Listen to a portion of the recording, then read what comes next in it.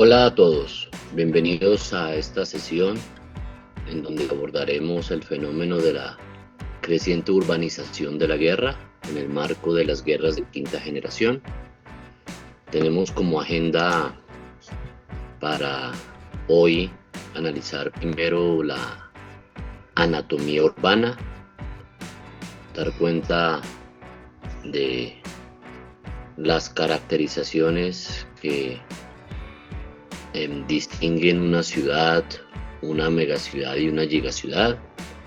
Vamos a hablar, por supuesto, entonces, a partir de esa anatomía urbana, de cómo se viene desarrollando la guerra urbana en el presente, para luego entrar a analizar un aporte novedoso en el estudio de la geopolítica a los retos inherentes que tiene, por ejemplo, llevar a cabo operaciones militares en contextos urbanos. Me refiero a la geopolítica vertical. Pero antes de iniciar, pues permítanme hacer una breve introducción para contextualizarnos con relación al fenómeno de la guerra urbana o de la urbanización del conflicto. Pues bien, desde la antigüedad, los centros urbanos han jugado un rol preponderante en las dinámicas políticas, sociales, económicas y culturales de la humanidad. Si bien los imperios y los estados-nación han sido históricamente la norma de cualquier otro tipo de organización sociopolítica, la ciudad-estado ha logrado sobrevivir y constituirse en una alternativa histórica a ellos. Como tal, han sido parte de un proceso geopolítico alternativo que ha encapsulado tanto el ideal de libertad como la esperanza de una vida mejor. Entonces, si a pesar de que las ciudades pueden llegar a ser consideradas fenómenos de construcción social relativamente recientes en la historia, su trascendencia política, económica y sociológica en la construcción de las civilizaciones es innegable. En efecto, la polarización social, es decir, la dinámica por el cual las actividades y las personas se reunieron en asentamientos y luego en pequeñas aldeas, ciudades y metrópolis, a pesar de que es uno de los procesos más importantes de la historia del mundo desde la invención de la escritura, pues ocurriría aproximadamente en los últimos 10.000 de los 100.000 años de la historia del Homo sapiens sapiens. Con la sedentarización de las comunidades, aparecieron excedentes agrícolas que había que defender, conllevando a que a partir de entonces la posesión territorial iría ligada a la suerte del colectivo. En ese contexto, la sedentarización de la población comenzaría en varios lugares alrededor del mundo desde el 11.000 a.C., es decir, unos 7.500 años antes del inicio de la urbanización, en la cual las primeras aldeas significativas serían construidas en la región de Mesopotamia alrededor del año 9.000 a.C., en China alrededor del año 7.500 a.C., e inclusive en la Amazonía, por ejemplo, alrededor del año 6.000 a.C. Sin embargo, la urbanización propiamente dicha se desarrollaría primero en Mesopotamia alrededor del 3.200 a.C., en China alrededor del 2.000 a.C. y en Mesoamérica alrededor del 300 a.C. Y en este contexto, pues las ciudades siempre han fungido como lugares de encuentro donde se intercambian bienes y servicios, pero también en donde las personas reciben protección a cambio de una subordinación a un poder político. En el hemisferio occidental, la primera ciudad para llegar a una población de 1 millón de habitantes fue Roma hacia el siglo V a.C., mientras que Londres alcanzaría la marca de 1 millón de personas hasta el 1800. Las poblaciones urbanas crecieron rápidamente a lo largo del siglo XIX, impulsadas más por la migración de las zonas rurales a los centros de fabricación industriales que por el crecimiento absoluto de la población. Mientras que a lo largo del siglo XX el número y el tamaño de las ciudades creció junto con el porcentaje de la población total que vivía en las ciudades. Entonces, pues la guerra urbana no es necesariamente un fenómeno nuevo. Las ciudades dominaron el foco de la guerra durante la mayor parte de la historia, desempeñando un papel central en las primeras campañas militares. En efecto, en la antigua ciudad siria de Jaumaukar, los arqueólogos descubrieron evidencias de combates urbanos que datan de hace más de 5.500 años. Y la primera batalla en la historia de la que hay un registro histórico significativo entre los hititas y los egipcios en el 1274 a.C., pues buena parte de la refriega militar se libró fuera de las puertas de la ciudad de Cádiz, un importante centro de transporte en lo que hoy en día es Siria.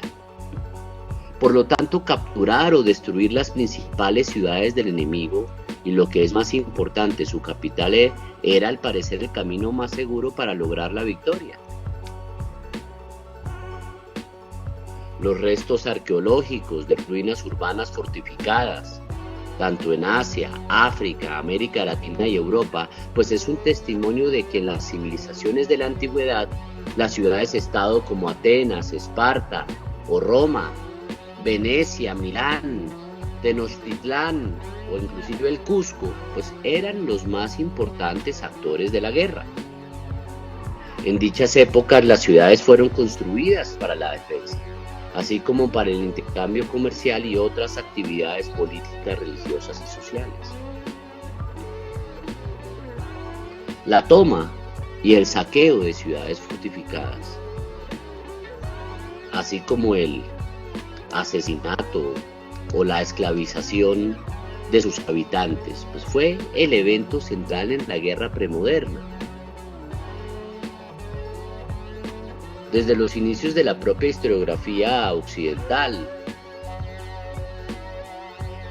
recordemos particularmente el relato de la guerra de Troya, que era en últimas una guerra por una ciudad, Troya, ¿no? Por consiguiente, a lo largo de los siglos, los conflictos urbanos pues han tendido a ser más la regla que la excepción. Las guerras del pasado se centraron en los asedios y la defensa de los centros urbanos, mientras que las grandes batallas durante siglos han sido más bien la excepción y no la regla.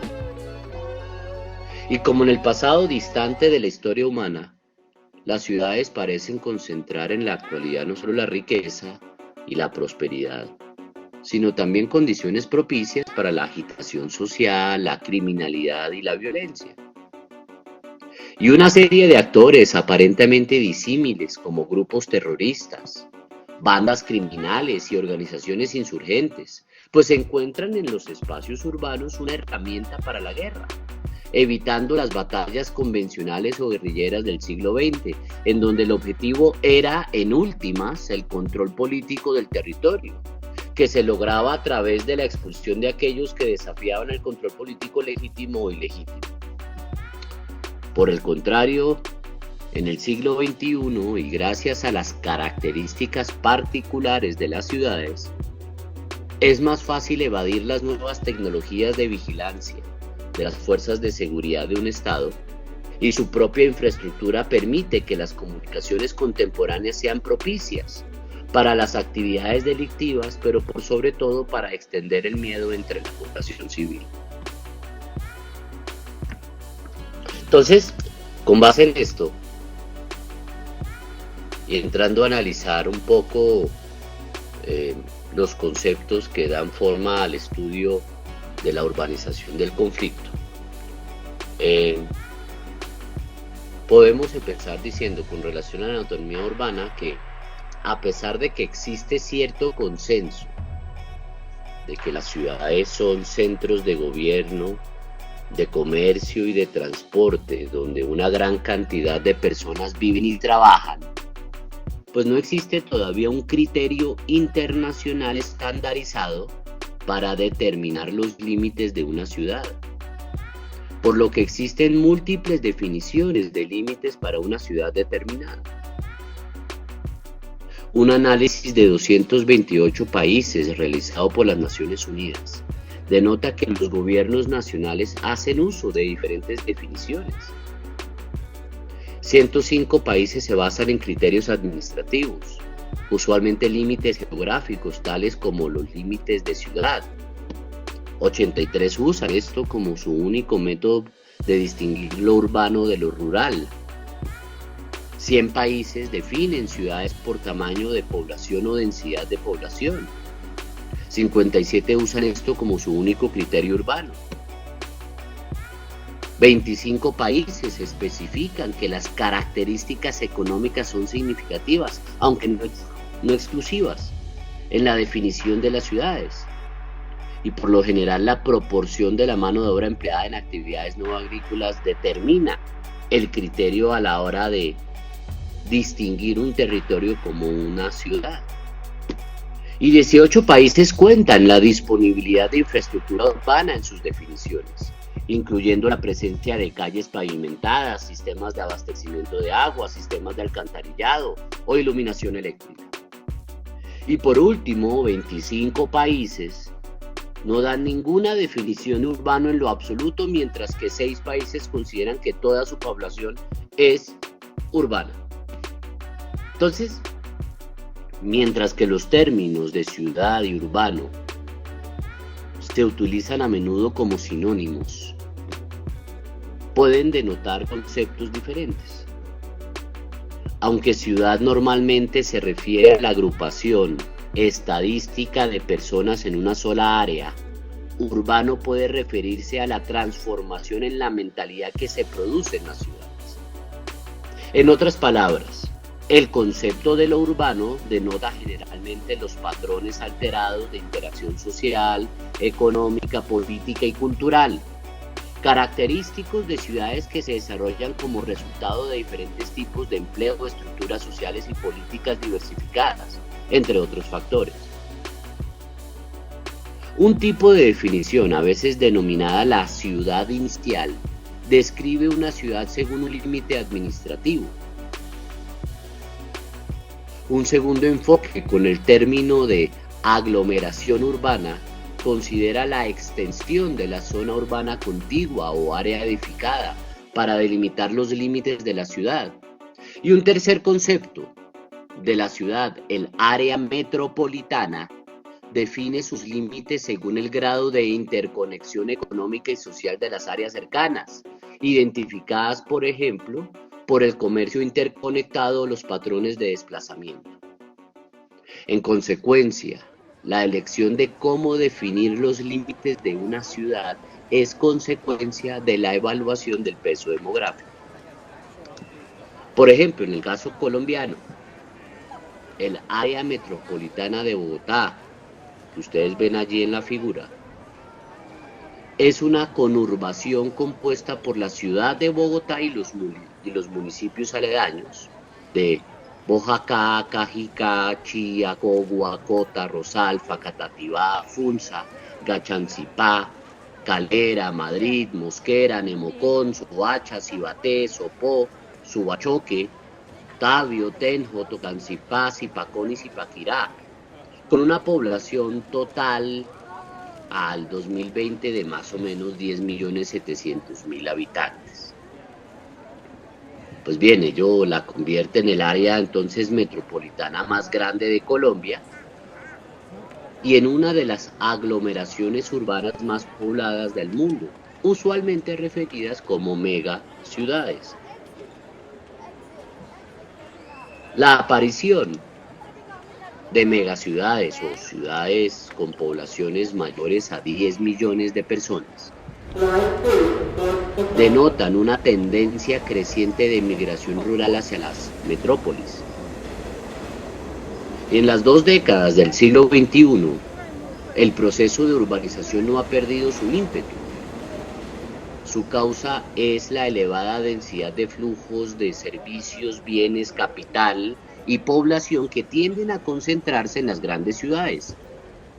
Entre las razones por las que las personas se trasladan a los centros urbanos, pues son oportunidades de empleo, mayores condiciones de seguridad y atención en la salud, ya que la urbanización termina por ofrecer economías de escala potenciales con respecto al suministro de agua, los sistemas de transporte, la energía, la educación, la atención sanitaria y muchos de demás dispositivos propios de la globalización. No en vano, los habitantes de la ciudad hoy tienen mayor esperanza de vida inclusive que aquellos que viven en el campo. En 1975, el 38% de la población mundial era urbana. En contraste, y para el 2018, el 56,2% de la población mundial ya vivía en asentamientos urbanos, distribuidos en 598 ciudades con una población entre los 500.000 y 1 millón de habitantes.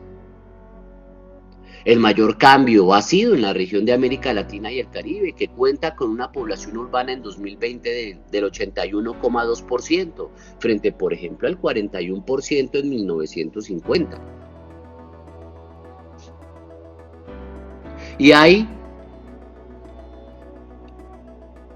467 ciudades con población entre el millón y los 5 millones de habitantes, 48 ciudades con poblaciones entre 5 y 10 millones de habitantes y 33 megaciudades de más de 10 millones de habitantes. Para el 2030 se proyecta que las zonas urbanas alberguen el 60% de la población mundial, ya que 1 de cada 3 personas vivirá en ciudades con al menos medio millón de habitantes. Para ese año, las proyectadas 706 ciudades tendrán al menos 1 millón de habitantes y existirían 43 megaciudades de más de 10 millones de personas. Además, las proyecciones indican que 28 ciudades adicionales cruzarán la marca de los 5 millones de personas entre el 2018 y el 2030. De las cuales 13 ciudades se ubicarían en Asia y 10 ciudades en África. Adicionalmente, se estima que 66 ciudades tendrán entre 5 y 10 millones de habitantes, mientras que el número de ciudades de 1 a 5 millones de habitantes crecerá a 597 y 710 ciudades tendrán entre 500.000 y 1 millón de habitantes. En resumen, la población mundial se incrementará de los 8 billones actuales a 9.700 millones en el año 2050. Y cada año la población urbana crecerá en 60 millones de personas. Existen diversos factores que alimentan el dinamismo de la transición urbana. Por un lado, las personas sienten la presión de emigrar para escapar de la pobreza del campo, de los problemas ambientales y de las amenazas a su seguridad. Y por el otro están sujetos a la atracción de la ciudad que promete un modo de vida más completo, seguro, libre e interconectado a la propia globalización. Es por ello por lo que esta transformación y densificación de la población no tiene precedentes en la historia. Además, la transición urbana se está produciendo a una velocidad tal que pone a prueba la capacidad de innovación y de respuesta de la humanidad. La ciudad de Londres, por ejemplo, necesitó 130 años para franquear la marca de los 8 millones de habitantes, pero la Ciudad de México lo hizo en tan solo 30 años. Incluso Sao Paulo, Shanghái, Bombay y Karachi crecen a ritmos más acelerados, como la ciudad de Lagos, allá en Nigeria, la cual ha crecido 22 veces su tamaño desde 1965. De acuerdo con la UNEP, se proyecta que 752 millones de personas vivirán en megaciudades para el 2030, es decir, un 8,8% de la población mundial. En este sentido, puede afirmarse que las megaciudades y las áreas metropolitanas representan el elemento clave de la reconfiguración geopolítica a escala global. Las más poderosas, como Nueva York, Londres, Tokio y París, tienen economías más grandes que la mayoría de los países a nivel global. Por ejemplo, Nueva York genera 1,4 billones en la producción económica total, mientras que Londres participa de 836 mil millones de dólares. Incluso megaciudades más pequeñas tienen un peso económico significativo en contraste con otros países. Tal es el caso, por ejemplo, de Bogotá, que excede en su Producto Interno Bruto al de países como República Dominicana, Paraguay, Uruguay, entre otros. La migración y la emigración tienden a concentrarse en las zonas suburbanas y ciudades satélites que se van formando en torno a las megaciudades.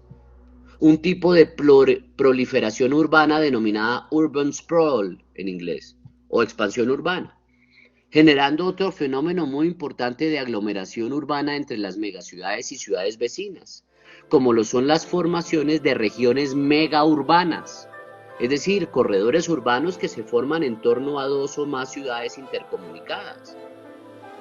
Y ello ha dado paso a una nueva categoría de aglomeración urbana, las gigaciudades, es decir, superciudades de más de 50 millones de habitantes, un número casi inimaginable en el presente.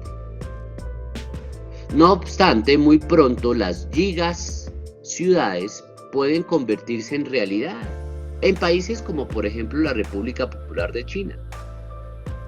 En el futuro China podría llegar a abrigar hasta 4 gigaciudades, cada una con más o menos 100 millones de habitantes, localizadas por ejemplo en la desembocadura del río Yangtze, que sería el corredor urbano Shanghai-Nanjing-Hangzhou, o por ejemplo en el delta del río de las Perlas, ¿no?, que comprometería a las ciudades de Hong Kong, Guangzhou y Macao, como ven ustedes aquí en el mapa. O en la región capital, por supuesto, en el noreste del país, del corredor Beijing, Tianjin y Tangshan. Y es probable que con el desarrollo de nuevas megaciudades y gigaciudades, si bien se facilitaría la concentración de oportunidades, talento e inversión, también se podrían concentrar nuevos riesgos y amenazas a la seguridad, alimentados por mayores desigualdades en los ingresos, surgimiento de ecosistemas criminales urbanos y crecimientos demográficos descontrolados. En este tipo de ciudades, al igual que ocurre en muchas ciudades intermedias, el control policial se ve usualmente rebasado por el aumento de la población y la criminalidad, el cual es profundizado en muchos casos por las desigualdades sociales y la dificultad de acomodar las demandas de una población creciente a la limitada infraestructura urbana y sus sistemas de provisión de bienes y servicios. Desde una perspectiva geopolítica, las megaciudades pueden ser consideradas organismos territoriales que pasan por diferentes fases en su vida. En este sentido, las megaciudades pueden clasificarse en ciudades con madurez baja, media o alta. Las megaciudades de baja madurez son de acelerado crecimiento, como por ejemplo Dhaka o Kinshasa o Lagos allá en África, en Nigeria, con numerosos barrios marginales no planificados y economías informales. Se caracterizan por profundas desigualdades, administraciones distritales relativamente débiles, transporte público fragmentado y escasez de servicios básicos. Las megaciudades de madurez media como Shanghái, Sao Paulo o Bogotá están creciendo a tasas más lentas y están empezando a envejecer, pues son más ricas y mejor administradas que las megaciudades de baja madurez, pero no necesariamente tienen una infraestructura y planificación urbana superior, como bien lo podemos constatar aquellos que vivimos en la ciudad de Bogotá. Y por último, pues las de alta madurez como Tokio, Nueva York y Londres experimentan envejecimiento de la población y una infraestructura con la necesidad de modernizarse, pero su fuerza clave es su propia riqueza, por lo cual poseen medios para invertir en soluciones innovadoras. No obstante, el aumento de los costos de vida en estas ciudades está ampliando las brechas entre ricos y pobres, llevando a la exclusión social y a la segregación. Las megaciudades promueven el crecimiento económico de los estados y las regiones, pero también representan riesgos de pobreza, enfermedades, delincuencia y otras tensiones relacionadas. Los efectos de una disparidad de la riqueza a menudo conduce a la conformación de ecosistemas criminales urbanos, usualmente localizados en los barrios marginales, los cinturones de miseria o inclusive las zonas de tolerancia. Con una tercera parte de todos los habitantes urbanos viviendo en tugurios, estas áreas crean oportunidades para actividades ilícitas, proliferación de enfermedades y reclutamiento de posibles soldados a la causa terrorista, insurgente o criminal. El crecimiento explosivo de la población trae consigo el riesgo de la inestabilidad social. La falta de vigilancia básica del Estado en las zonas más pobres de una megaciudad pueden dar lugar a una economía de mercado negro dirigido por un gobierno en la sombra de redes criminales y terroristas. Por otra parte, las amenazas pueden ocultarse y operar con mayor facilidad en entornos urbanos. Y a diferencia de la zona rural, pues tienen fácil acceso a las nuevas tecnologías para movilizar el apoyo y coordinar las actividades delictivas. Y a pesar de que en el arte de la guerra, evitar las grandes áreas urbanas había sido generalmente el curso de acción deseado, pues sabemos que lo deseado no siempre es posible. Esto me lleva entonces a hablar acerca de la guerra urbana. Recordatorios contemporáneos de la guerra urbana y sus retos inherentes incluyen la batalla de Stalingrado y Aachen durante la Segunda Guerra Mundial o la batalla de Hue durante la Guerra de Vietnam en 1968, la batalla de Grozny en 1994 al 95, la segunda batalla de Faluya en el 2004, la batalla de Mosul y Raqqa en Irak en 2017, las operaciones militares en Gaza, Sderot, Ashkelon, Ashdod, Tel Aviv y Jerusalén en la última crisis palestino-israelí en 2021 y la batalla de Mariupol en la guerra ruso-ucraniana en 2022. Por ende, hay pocas razones para creer que los conflictos futuros no involucrarán también algún tipo de guerra urbana, ya que el auge de la urbanización hace que la inestabilidad y los conflictos derivados de ella sean posibles al interior de los centros de población densificados. La batalla de Hue, durante el conflicto de Vietnam entre el 55 al 75, pues es un ejemplo de cómo las operaciones de combate urbano crean situaciones en las que los resultados tácticos tuvieron implicaciones estratégicas importantes. En efecto, Hue era la tercera ciudad más grande de Vietnam. Y la batalla por la ciudad de Hue involucró 26 días de intensos combates contra un enemigo determinado y establecido con una defensa profunda. Y las principales operaciones de combate urbano se produjeron en medio de una población civil de 140.000 personas y en contra de una fuerza enemiga estimada en 7.500 efectivos del Ejército del Norte de Vietnam y del Vietcong. Si bien el ejército de los Estados Unidos sufrió 216 bajas y 1.364 heridos, las bajas civiles fueron de 5.800 personas, mientras que las bajas enemigas fueron de 1.042 muertos y 4.000 heridos, lo que puso de manifiesto que a pesar del éxito operacional de volver a tomar la ciudad y repeler a las fuerzas enemigas a través de Vietnam del Sur, Estados Unidos perdió el apoyo político ante las repercusiones de haber puesto en ruinas el 80% de la ciudad y haber dejado sin hogar alrededor de 116.000 personas. Por lo cual el riesgo de ganar la batalla solo para perder la guerra es significativamente más alto en el contexto de la guerra urbana. El problema de la lucha urbana moderna es que se agudiza si se incluye un teatro de operaciones en una mega ciudad.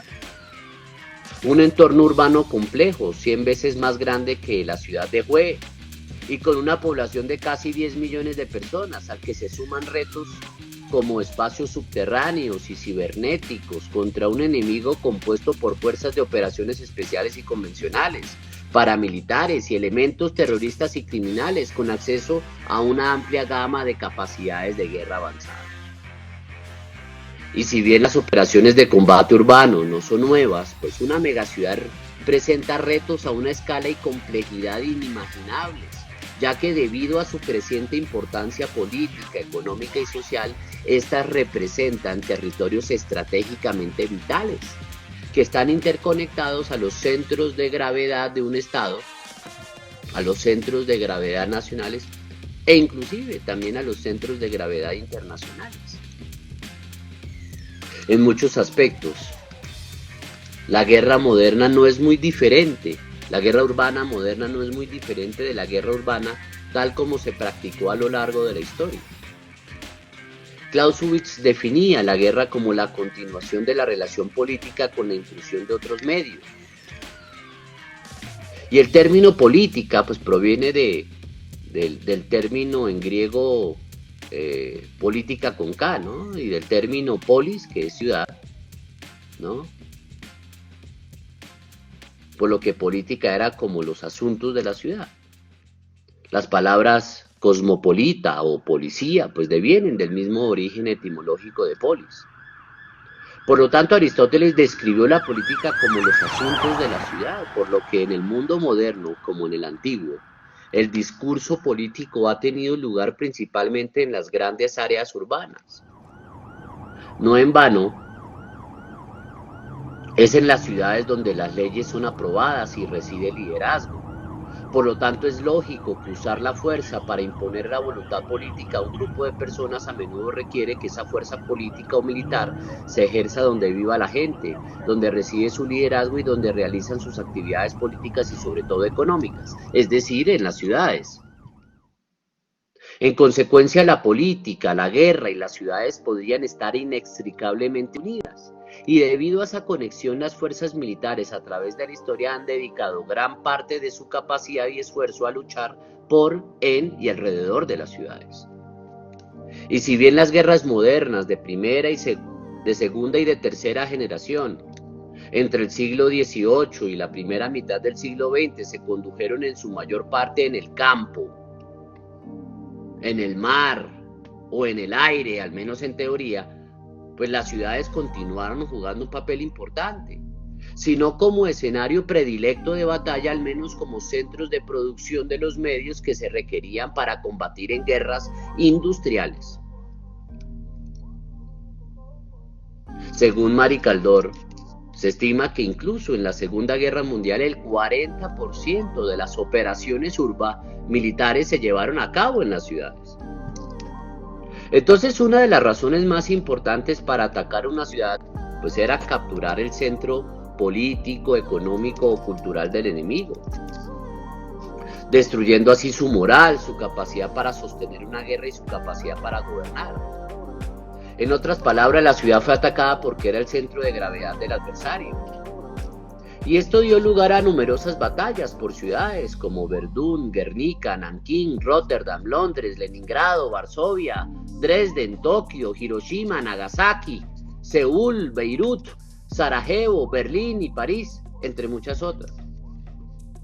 Uno de los principales propósitos de los raids aéreos durante las guerras de tercera generación, como por ejemplo en la Segunda Guerra Mundial, pues buscando la dislocación psicológica y física del enemigo, pues ha sido la destrucción total o parcial de las ciudades del adversario. Por ejemplo, entre los años 492 y 479 a.C., los persas montaron 3 campañas infructuosas separadas para capturar el centro cultural y económico griego, la ciudad-estado de Atenas. Los griegos tuvieron éxito en la defensa de Atenas en una serie de brillantes batallas no peleadas en la ciudad, pero sí en su tierra y mar aledaños, en las famosas guerras médicas. Las guerras púnicas que enfrentaron a Roma y Cartago por el control del Mediterráneo entre los años 264 a.C. y 146 a.C. terminaron al final de la Tercera Guerra Púnica con la aniquilación de la ciudad de Cartago. Las cruzadas libradas entre 1096 al 1291 tuvieron como objetivo específico restablecer el control apostólico romano sobre Tierra Santa, en particular sobre la ciudad de Jerusalén. Mientras que en 1453 el exitoso asedio y captura de la capital bizantina de Constantinopla por las fuerzas musulmanas no solo significó el fin del Imperio bizantino, sino que también puso fin a los esfuerzos cristianos por dominar el Oriente Medio. Así, el éxito del ataque o la defensa de una ciudad clave podrían decidir el resultado de la campaña, la guerra o incluso el destino de un imperio o de un Estado-nación.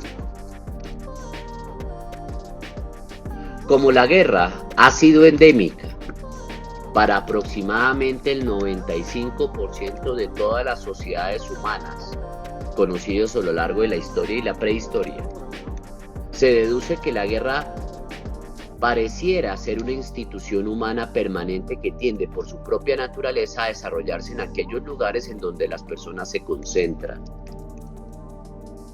Y esto es especialmente cierto en conflictos no estatales, como la guerra de guerrillas, que tienden a ocurrir cerca o dentro de las áreas donde viven las personas o en las principales rutas entre centros de población.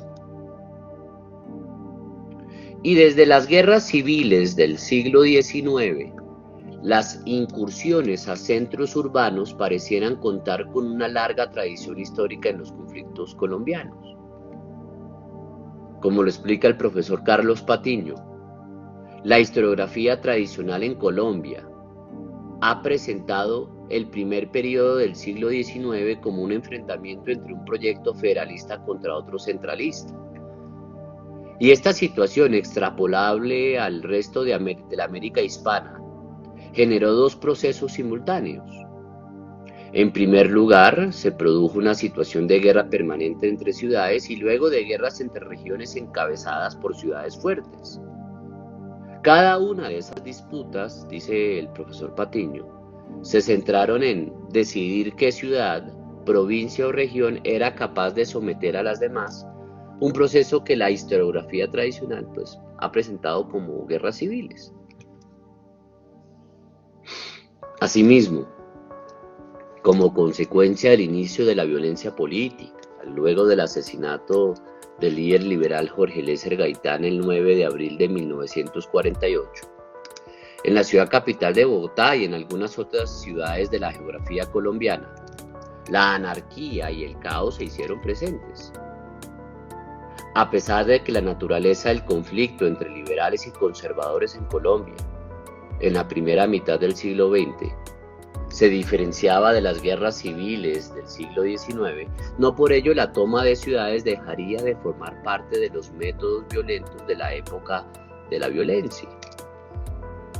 Por su parte, en la etapa del conflicto armado interno a partir de los 60, estrategias de la guerra de cuarta generación como la guerra popular prolongada o el foquismo contenían diseños sobre el manejo territorial de la guerra, que podrían derivar en la incursión y control sobre centros urbanos como una acción previa para el colapso de las fuerzas enemigas.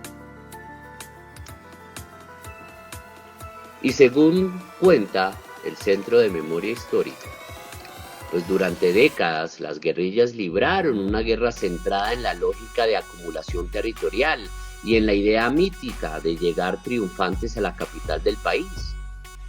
Desde el ángulo de las guerrillas, esa territorialización de la guerra se expresó en la multiplicación de los frentes guerrilleros dentro de un raciocinio de centralización, dispersión para mantener ocupado al ejército colombiano en todos los lugares del país, ejecutando a su vez una lenta aproximación a los centros urbanos y de poder, en donde supuestamente se habría de definir la suerte de la guerra. Entonces, dicho curso de acción por parte de las guerrillas colombianas, obedecía a la estrategia político-militar formulada por Mao Zedong, que proponía la toma del poder en el país a través del cerco a las ciudades desde el campo. La estrategia maoísta consistía de 3 fases definidas a partir del desarrollo de la guerra misma. Recordemos, primero, la fase de la defensiva estratégica asociada a la guerra de guerrillas y a la formación inicial de grupos armados de campesinos. Es cuando los guerrilleros obtienen el apoyo de la población a través de ataques contra la maquinaria gubernamental y por la difusión de propaganda. La segunda fase, el equilibrio estratégico, que estaría ligada a la guerra de posiciones y al crecimiento y expansión del ejército revolucionario, que se caracterizaría por el aumento en la potencia de los ataques sobre el poder militar y las instituciones vitales del enemigo. Y la tercera fase, la ofensiva estratégica, es decir, la fase de combate convencional, en la cual ambas fuerzas se acercan al final del combate incrementando los enfrentamientos directos y la cantidad de contingentes desplegados. Esta fase pues, es empleada para capturar ciudades, desbordando al gobierno y controlando el país. Pues bajo esta lógica, cualquier persona que buscase movilizar una base de masas debía ir a donde se ubican dichas masas. Y si bien en el contexto de la década de los 50 y 60 en Colombia estos habían sido las áreas rurales, esta situación cambió dramáticamente a partir de la década de los 70, en el cual las aceleradas tasas de urbanización han conllevado a que en la actualidad la población colombiana sea mayoritariamente urbana. Y esto habría planteado necesariamente dificultades para los insurgentes, ya que la doctrina de guerra popular prolongada requería el uso de la acción en las zonas rurales para aislar las zonas urbanas. En efecto, en Colombia, esta dimensión territorial ha sido una variable de lo estratégico, como lo puede ilustrar el diseño del Plan de Guerra de las FARC, aprobado en la 7ª Conferencia en 1978. Este contempló la disposición de sus fuerzas en 2 sentidos: la concentración de la mitad de los frentes guerrilleros sobre la cordillera oriental en aproximación hacia Bogotá, formando una tenaza militar, y la dispersión del resto de la tropa en todo el país, buscando el cercamiento a las ciudades capitales de departamento y a la distracción de la fuerza pública. La prioridad del esfuerzo descansó en el bloque oriental de las Fuerzas Armadas Revolucionarias de Colombia, Ejército del Pueblo, FARC-EP, debido a su proximidad a Bogotá y su estatus como fuente de financiamiento y funciones de apoyo de dicha organización terrorista.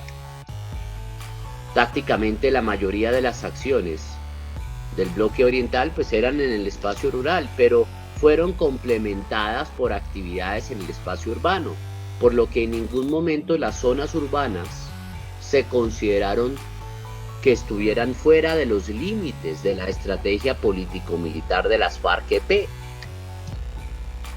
No obstante,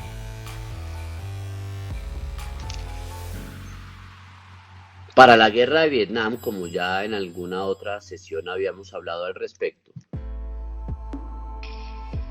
los norvietnamitas desarrollaron la variante vietnamita, una adaptación local de la guerra popular de Mao. Y en este orden de ideas, si bien se aceptaban las ideas básicas de Mao, los norvietnamitas se apartaban en 2 aspectos de fondo. Consideraban que las fases del proceso no solo se podían desarrollar de manera sucesiva, sino que debían inclusive ser simultáneas, y que la toma del poder no solamente se daba como consecuencia de las ofensivas que los insurgentes desarrollaron en la última fase, sino que se complementaban con una insurrección generalizada en las ciudades y una huelga total de todos los gremios productivos de la economía que paralizaría y llevaría a la ingobernabilidad del país. Es por ello que, como lo señala nuevamente el Centro de Memoria Histórica, y en el marco de esa estrategia, pues las llamadas tomas y ataques de poblados tuvieron como lugar central en la tarea de desmoronar paulatinamente la presencia del Estado, pues en aquellos escenarios locales y regionales. Según el Centro de Memoria Histórica, las incursiones guerrilleras a cabeceras municipales y centros de poblados presentaron una amplia gama de fines que cambiaron con el tiempo debido a las dinámicas de la guerra. Pasaron de ser propagandísticas en su origen a tener unos objetivos plenamente articulados de acumulación territorial, es decir, ampliar las retaguardias de los frentes, mantener los corredores de comunicación y afianzarse en zonas estratégicas por sus recursos o por sus ventajas políticas o militares.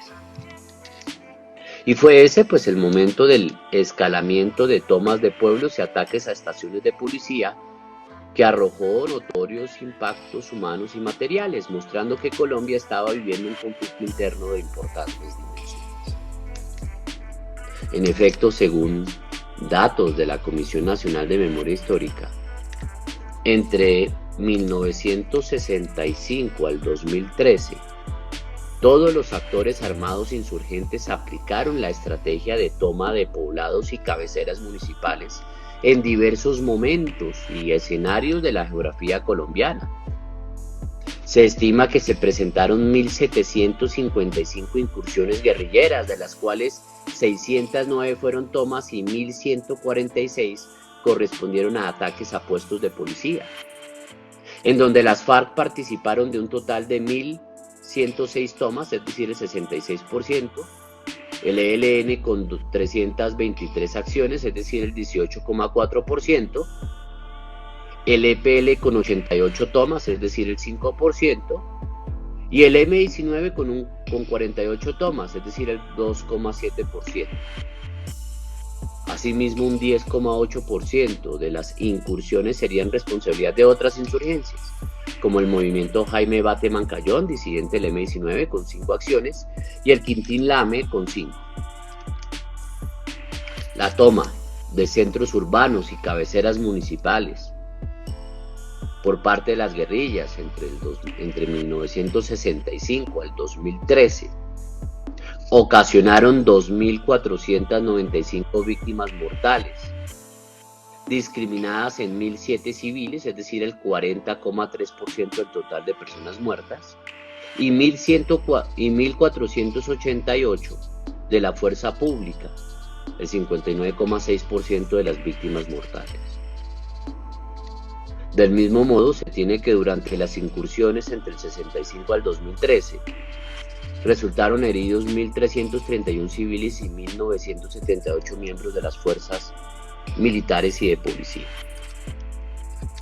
Las ciudades, especialmente las ciudades capitales como Bogotá, pues son puntos focales para gran parte de la riqueza y los recursos humanos del Estado-Nación, ya que son ciudades como Bogotá, pues, donde gran parte de la materia prima de un Estado viene a ser transformada en productos terminados. Y aquellos que viven en y alrededor de estas áreas urbanas, en números cada vez mayores, pues crean y consumen los productos nacidos de estos bienes de capital. Por lo tanto, no es sorprendente que la condición de la ciudad capital, como Bogotá en un país, sea uno de los indicadores más importantes del bienestar de ese estado, por lo que la destrucción de la capital, del capital social y físico de dicha ciudad, ya sea por causas internas o por incursión externa, pues marcaría el declive de un Estado como miembro viable del sistema internacional. Y la historia reciente del país, pues así lo demuestra. A partir de la séptima conferencia de las FARC en 1982, dicha guerrilla decidió avanzar por la cordillera oriental que atraviesa Colombia desde Cauca hasta la serranía del Perijá, allá en La Guajira, ¿no?, para llegar a Bogotá a tomarse el poder por las armas. Y la nueva estrategia, denominada en su momento Toma Santa Fe de Bogotá, tuvo proyectado crear un anillo de presión alrededor de la ciudad capital. La idea era aislar a Bogotá del resto del país, atacando las principales vías de acceso a Bogotá, como por ejemplo la vía Llano y la autopista Bogotá-Medellín. La estrategia también implicó atacar las fuentes de abastecimiento de agua, como las represas del Cisga y de Chingaza, así como los embalses de Tominé, Guavio, El Muñe y San Rafael, las antenas de comunicaciones como la de Telecom en Chocontá, las estaciones de bombeo de Ecopetrol como las de Puerto Salgar y Villeta, las torres de energía, los aeropuertos de Guaymaral, Catam y El Dorado, las guarniciones militares y de policía y los centros de poder como el Palacio de Nariño, el Centro Administrativo Nacional, el CAN, o inclusive el Congreso Nacional. En este contexto entraron el 19 de julio del 94 al casco urbano de La Calera, a escasos 10 minutos de Bogotá, 150 guerrilleros de los frentes 51, 53 y 54 de las FARC, asesinando a un agente de policía y asaltando el Banco de Colombia y la Caja Agraria. Posteriormente, entre 1995 a 1996, realizaron 42 ataques en los municipios vecinos a la ciudad de Bogotá con un saldo de más de 50 muertos. El cerco a Bogotá, como a otras ciudades principales de Colombia, llevaría hacia la segunda mitad de la década de los 90 a que el país fuese considerado por algunos analistas internacionales como un estado en camino a convertirse en un estado fallido. El rostro clandestino de las FARC en las ciudades, como el de otras guerrillas, eran las milicias urbanas. Y estas redes urbanas eran autónomas en la forma como realizaban sus tareas, a pesar de que dependían en mayor o menor grado de los frentes rurales. Su función consistía en actividades de propaganda, consecución de material de intendencia, ataques y labores de inteligencia, secuestro, extorsión, entre otros. Muchos de los milicianos urbanos de las guerrillas trabajaban medio tiempo como milicianos y el otro medio tiempo como delincuentes comunes, como ocurre también en la actualidad. Por lo que con frecuencia establecían alianzas con el crimen organizado, produciéndose esa convergencia criminal entre insurgentes y grupos criminales. Y así como las guerrillas colombianas, pues el crimen organizado tradicional, por decirlo de alguna manera, como en su momento lo fue el Cartel de Medellín, reconocieron rápidamente el valor estratégico que significaba llevar la guerra a los centros urbanos como Bogotá. En 1989, un camión bomba estalló frente al Departamento Administrativo de Seguridad, causando la muerte a 63 personas e hiriendo a 660. El 21 de enero del 93 explotaron 2 carros bomba, el primero en la calle 72 con carrera séptima y el segundo en la calle 100 con carrera 33, con un saldo de 20 heridos. Ese mismo año, el 30 de enero, un atentado con carro bomba cargado con 100 kilos de dinamita en el centro de Bogotá dejó 25 personas muertas y 70 heridos. Y el 15 de febrero del 93 estallaron 2 bombas más en la capital, ocasionando la muerte a 4 personas. El 15 de abril del 93 estallaría un carro bomba con 150 kilos de dinamita frente al centro comercial de la calle 93 con carrera 15. Con un saldo trágico de 8 muertos y 242 heridos. Asimismo, los ataques terroristas en las ciudades colombianas de la mano de las milicias urbanas de las guerrillas fueron también actos recurrentes. El 9 de diciembre de 1992, 10 heridos ocasionaría los ataques con dinamita a los hoteles Orquídea Real, Fontana, Tequendama y Hacienda Royal en Bogotá por parte del ELN. En 2002, una explosión perpetrada por las FARC a la principal sede de la policía de Bogotá dejó 3 muertos y 11 heridos. Y ese mismo año, en el acto de posesión de Álvaro Uribe Vélez como presidente, las FARC ocasionaron la muerte de 27 civiles por 13 granadas de mortero contra la Casa de Nariño. Por su parte, el 7 de febrero de 2013, el infame ataque de las FARC al Club El Nogal en Bogotá ocasionó la muerte de 38 civiles y 200 heridos. En 2006, un ataque con carrobomba por parte de las FARC a la Escuela Superior de Guerra y la Universidad Militar en Bogotá dejaría 2 muertos y 5 heridos. Cabe destacar, sin embargo, que para acciones de mayor envergadura, como el secuestro masivo de 186 personas en una iglesia de Cali en mayo del 99, que llevó a cabo el ELN utilizando uniformes del ejército, o del secuestro por parte de las FARC de 15 personas en un asalto al edificio Miraflores, de la ciudad de Neiva en julio del 2001 y del secuestro en plena ciudad de Cali de 12 diputados de la Asamblea Departamental del Valle del Cauca en abril de 2002, pues da cuenta que no todas las ciudades son igualmente vulnerables, ¿no? Como lo ha evidenciado también los actos vandálicos y terroristas de mayo de 2021. La de mayor riesgo es la de la capital vallecaucana, por la presencia, entre otras cosas, de los farallones, ¿no? Una extensión montañosa, selvática, con salida hacia el Pacífico. Por otro lado, en ciudades como Ibagué, Neiva, Popayán, Pasto, Bucaramanga, Cúcuta y Valledupar también son de alto riesgo, ya que las rutas de escape que proporcionan las geografías de esas ciudades hace más fácil para los grupos armados al margen de la ley el llevar a cabo este tipo de acciones. Y bueno, a pesar del acuerdo de paz firmado en 2016 y la desmovilización de una parte de los combatientes de las FARC, pues no puede desestimarse los peligros que aún entraña las acciones de los grupos al margen de la ley para infligir daño en las ciudades colombianas, ya que una docena de milicianos bien entrenados en acciones terroristas pueden llegar a ser más peligrosos que 3.000 guerrilleros en algún lugar apartado y rural de la geografía colombiana. Evidencia de ello son los 46 incidentes de terrorismo perpetrados en Bogotá entre el 2016 y el 2022. Por ejemplo, el 19 de febrero del 2017, una explosión perpetrada por el ELN en el barrio La Macarena dejó un policía muerto y 26 heridos. Y el 17 de junio de 2017, una explosión en un baño de mujeres del Centro Comercial Andino, llevado a cabo por el MRP, dejó 3 muertos y 9 heridos, entre ellos una ciudadana francesa. Adicionalmente, un atentado del ELN a la Escuela de Cadetes de la Policía Nacional de Colombia en 2019 dejaría un trágico saldo de 22 muertos y 68 heridos.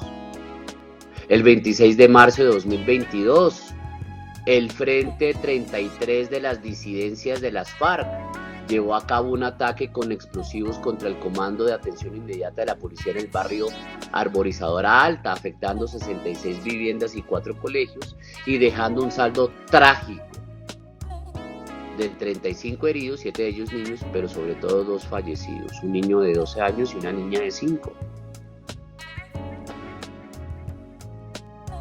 Pregunta, ¿cuántos milicianos de las FARC se desmovilizaron después del acuerdo del 2016? 0.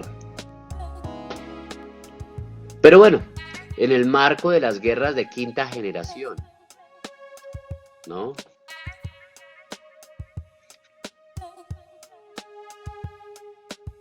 La urbanización del conflicto se puede producir en una variedad de ambientes y condiciones en las cuales, ¿no? Sin lugar a dudas, por supuesto, también las acciones militares en zonas rurales, montañosas o selváticas seguirán viendo una proporción también significativa de los conflictos. Sin embargo, y gracias a la revolución de las tecnologías, de la información y las comunicaciones, el escenario de la guerra, que puede implicar el uso de hostilidades cinéticas y no cinéticas, se expande también al ciberespacio, los cuales tienen su epicentro mayoritariamente en entornos urbanos. La globalización y su impacto en la disminución del poder del Estado se consideran las principales causas para el surgimiento de las guerras asimétricas que involucran una variedad de actores, como las milicias, los carteles de la droga, las células terroristas, entre otros. Por ejemplo, en Buenaventura, todos los días hay enfrentamientos en distintos barrios, como el Antonio Nariño, el San Francisco. La gente tiene que vivir escuchando horrorizada cómo balas de fusil y de armas cortas se estrellan contra las fachadas de sus viviendas. En el puerto ha habido una guerra de carteles al estilo de las golpeadas ciudades mexicanas, ¿no? De la que nadie habla, pues. La disputa armada es entre principalmente 2 bandas de la local, que decidieron romper el juramento de paz que habían hecho algunos meses antes, la columna vertebral de esa estructura que se maneja más bien como un gran cartel de droga enfrente a los Bustamante, también conocidos como la empresa. Y aunque las autoridades catalogan a la local como una banda delincuencial, lo cierto es que su operación es significativa. Este grupo maneja los hilos del narcotráfico en Buenaventura, controla las rutas de despacho de drogas hacia Centroamérica y Chile y tiene dominio sobre el microtráfico y las extorsiones. Es para muchos el cartel urbano más grande de Colombia. La local nació en Buenaventura como un apoyo estratégico a los urabeños, pero ahora son ellos quienes controlan todo el negocio. La estructura criminal tiene 4 frentes comandados por los Bustamante, ¿no? Fidel, que sobrevivió al atentado, los Montaño y los de Julito. Todos ellos intentaron quedarse con el control de la ciudad tras el arresto de alias Gordolino. Y esto desencadenó una serie de asesinatos, por ejemplo, entre abril y agosto del 2020. Luego hubo un tiempo de relativa paz. No obstante, la tregua finalizó el día en que intentaron matar a Fidel y este se vengó asesinando a 7 personas. Y a ese cóctel delictivo, que por ejemplo tiene que vivir Buenaventura como otras ciudades en el Pacífico, se suma ahora la entrada del ELN, que aseguró por medio de un panfleto que atacará a todas las fuerzas de los Bustamante. En consecuencia, dado que la globalización ha propiciado a que la población del planeta pues, esté migrando, ¿no? De las zonas rurales a las urbanas, pues se prevé que la guerra futura tendrá mayor asentamiento en las áreas urbanas, en el cual los conflictos y la violencia politizada se han convertido en una recurrencia. Tal ha sido el caso de los actos vandálicos y terroristas en noviembre de 2019, septiembre de 2020 y mayo de 2021 en algunas ciudades de Colombia. Y si bien estas no se han presentado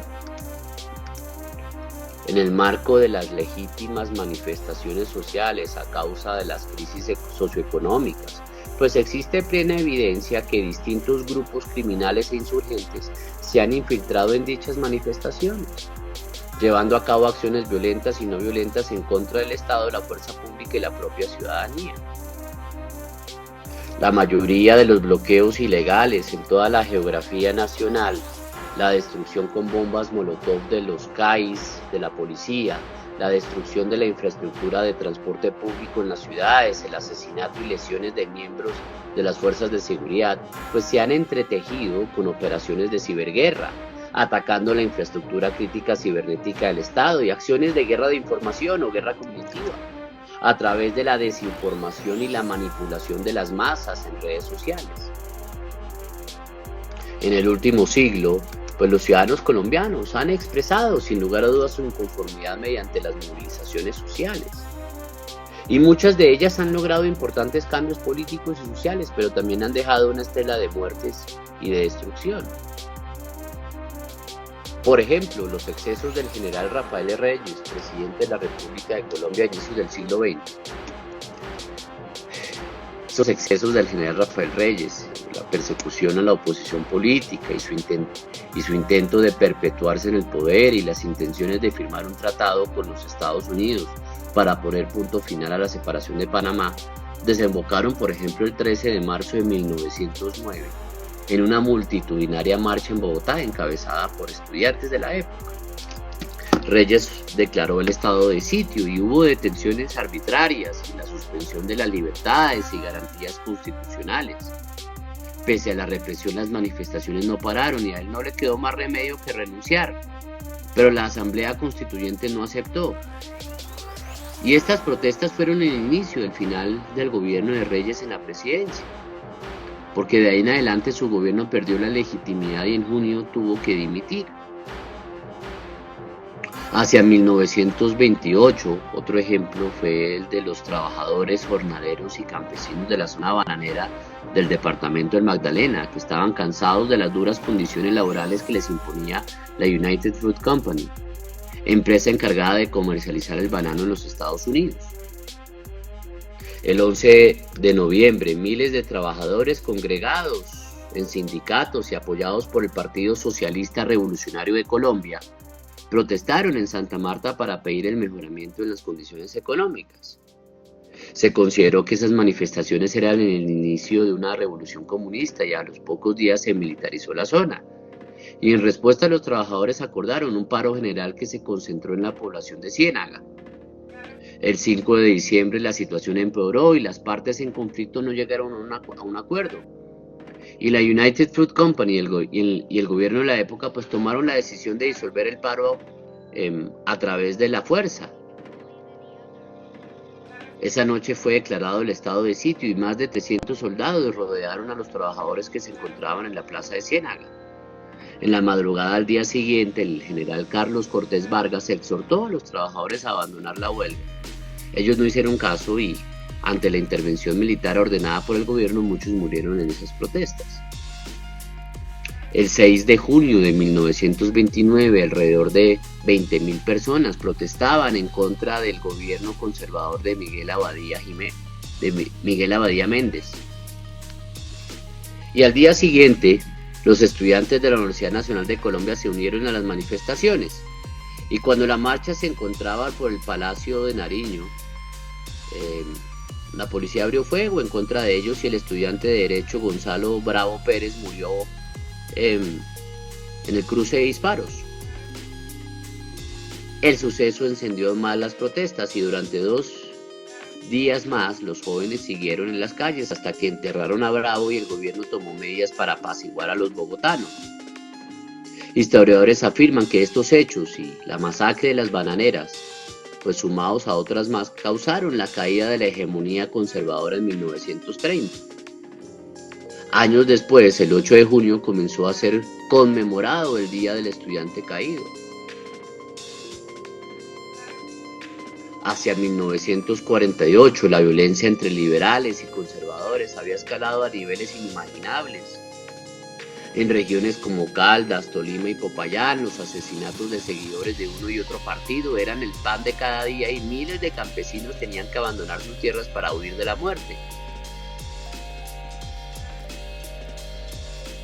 En ese contexto, Jorge Eliezer Gaitán, que en esa época era el jefe único del liberalismo, organizó el 7 de febrero del 48 la Marcha del Silencio con el propósito de denunciar la muerte o persecución de sus partidarios.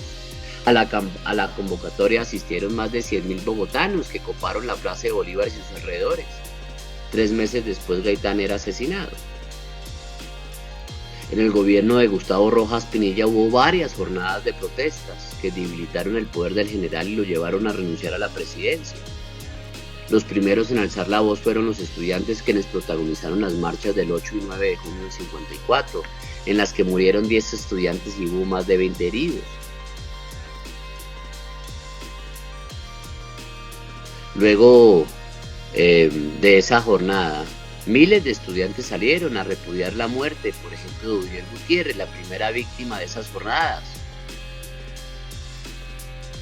Luego de esos hechos, la oposición al gobierno de Rojas creció. Y en respuesta, pues se recurrió a la censura y la persecución de los contradictores políticos.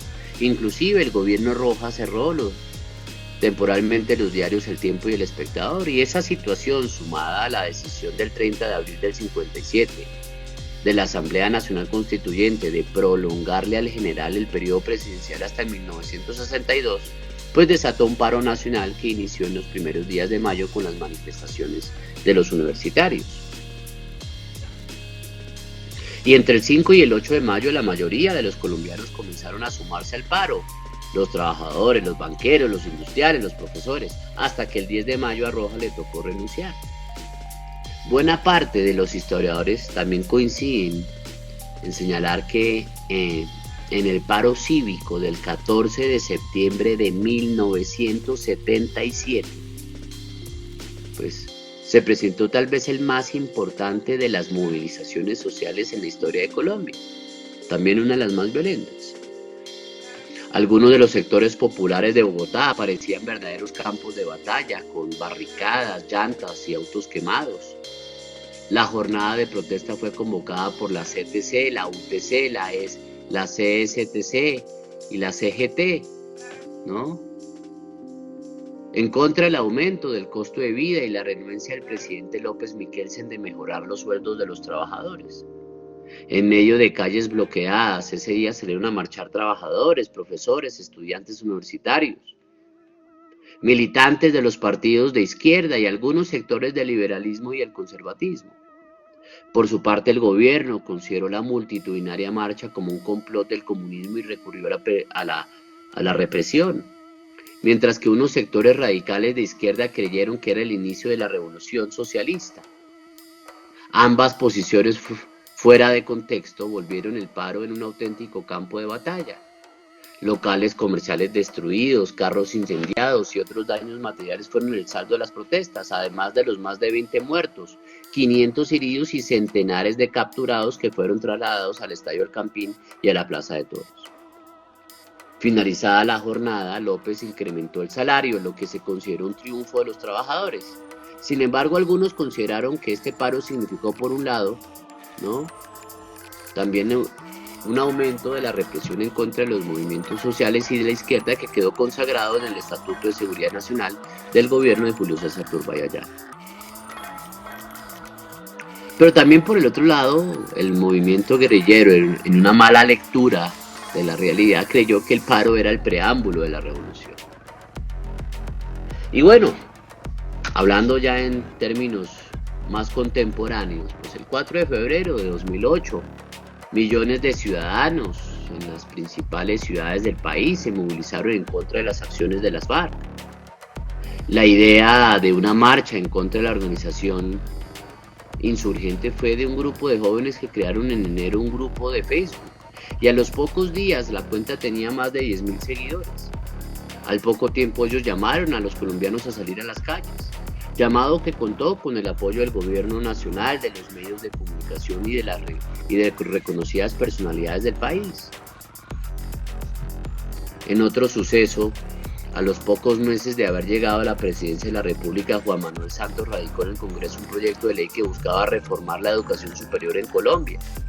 Y ese acto desató el descontento y logró formar un movimiento estudiantil de grandes magnitudes que no se había visto desde 1971. En marzo de 2011, los jóvenes formaron la Mesa Amplia Nacional Estudiantil para entablar diálogos con el gobierno y así evitar el trámite del proyecto. Y tras meses de conversaciones no se llegó a un acuerdo y en octubre se lanzaron al paro. Entre ese mes y noviembre realizaron tumultuosas manifestaciones, entre las que se destacó la del 24 de noviembre, que se hizo en sincronía con los estudiantes de Chile. Ese día miles de estudiantes de todas las partes del país coparon la Plaza de Bolívar de Bogotá y lograron que el gobierno retirara el proyecto del Congreso. En total, pues América Latina se ha destacado en el siglo XXI como un furioso incendio de múltiples y variados conflictos urbanos. En Chile, Bolivia, Perú, Ecuador, Colombia, Venezuela, Nicaragua, Honduras, Haití y Puerto Rico, los últimos meses del 2019 y los primeros del 2020 fueron testigos también de grandes manifestaciones sociales. Y la mayoría desembocaron, desafortunadamente, en hechos violentos. En Puerto Rico se protestó por la indiferencia del gobierno federal, en Venezuela, Nicaragua y Bolivia por la falta de democracia, en Chile, Ecuador y Haití por la falta de oportunidades, en Honduras y Colombia por la corrupción y la desigualdad. En Venezuela, las manifestaciones en enero del 2019 en contra del gobierno de Maduro dejaron un saldo de 16 muertos. En Honduras, la violenta jornada de protestas en junio de 2019 dejó 12 muertos, disturbios y saqueos en tiendas comerciales. En Chile, las protestas y disturbios dejaron 21 muertos, más de 2.000 heridos y serias afectaciones a la infraestructura crítica chilena. En Bolivia, las manifestaciones que obligaron la salida de Morales dejaron 34 muertos en el 2019. Y bueno, en Colombia, la protesta del 21 de noviembre de 2019 llevó a cabo 313 actividades, entre marchas, concentraciones y bloqueos en varias ciudades como Bogotá, Medellín, Cali, Cartagena y Barranquilla. Y al menos 3 murieron en los disturbios, 98 personas fueron detenidas y 151 miembros de la fuerza pública y 122 civiles resultaron heridos. Sin contar con la enorme pérdida de dinero a causa de la afectación a sistemas de transporte, saqueos a locales comerciales, vandalismo a monumentos y espacios públicos, irrupción de la productividad laboral, entre otros. Luego de una semana de manifestaciones, el precio del dólar en aquel momento superó, había la barrera histórica de los 3.500 pesos. Y los actos vandálicos en Bogotá superaron, tan solo para prejuicios al sistema de transporte, alrededor de 40.000 millones de pesos. Desde el 21 al 30 de noviembre de 2019, el comercio había perdido más de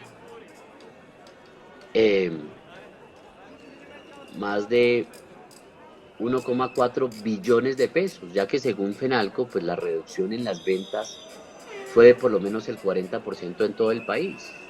En general se estima que el comercio perdió a diario alrededor de 150.000 millones de pesos aproximadamente. Tan solo en San Victorino, ¿no? Por ejemplo, las ventas se desplomaron cerca del 80% por causa del paro y le dejaron al comercio unos 24.000 millones de pesos en pérdidas. Acopi estima que 427.200 millones fueron las pérdidas para las pequeñas empresas, que generan, entre otras cosas, el 80% del empleo nacional.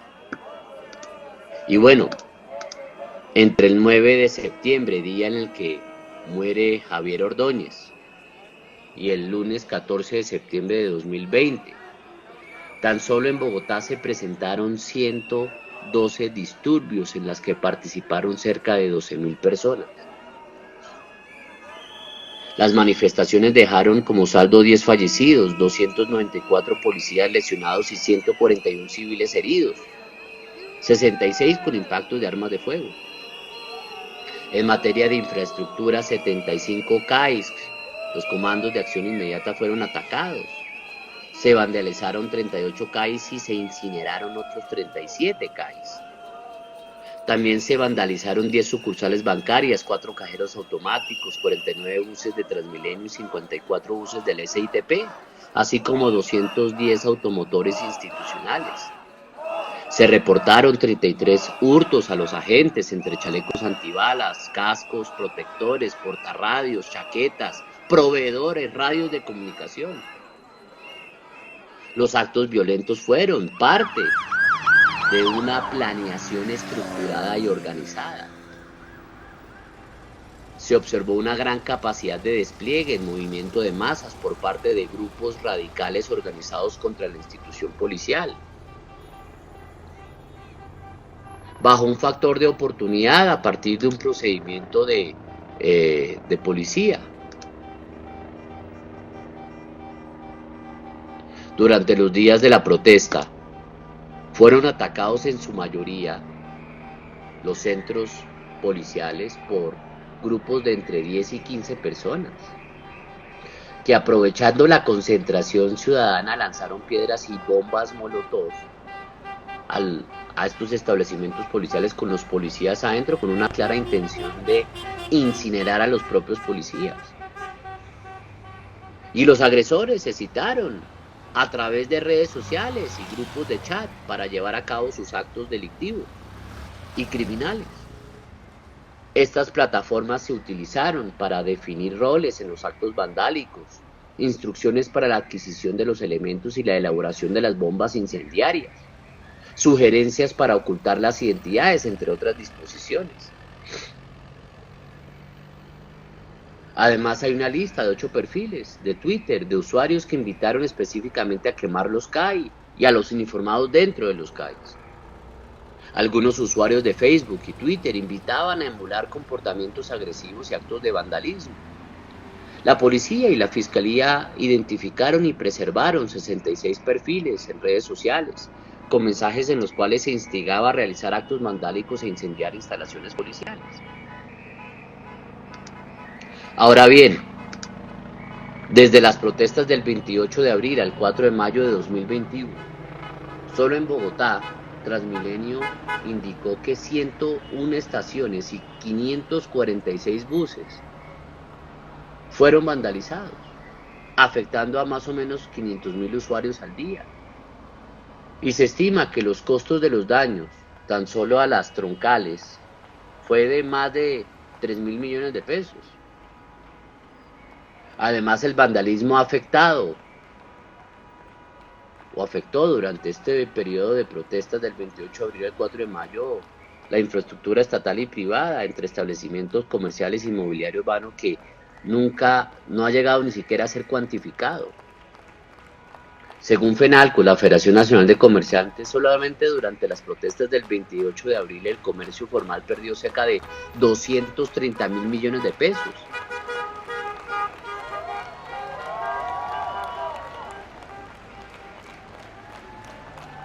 Y se estima que el costo de pérdidas a los comercios formales en otras ciudades como en Cali y Pasto superaron a diario los 300.000 millones de pesos.